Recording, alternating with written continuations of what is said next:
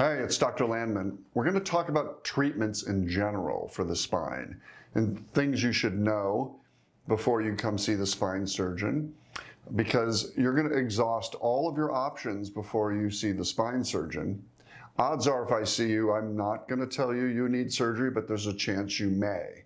However, no matter what, we're going to want you to have gone through a series of treatments, whether it's cervical or lumbar or your thoracic spine, because all these things need to be handled conservatively first, because most patients will get better with a good physical therapy exercise regimen, not massage of your back and heat. That's not physical therapy. That's part of it. But you really need strengthening exercise, physical therapy, maybe some injections, an epidural or cortisone shots, things like that. And this should go on for at least 3 to 6 months. And then if all that fails, and that may include traction and other modalities, then you may be a candidate for surgery. So seek out those general treatments first.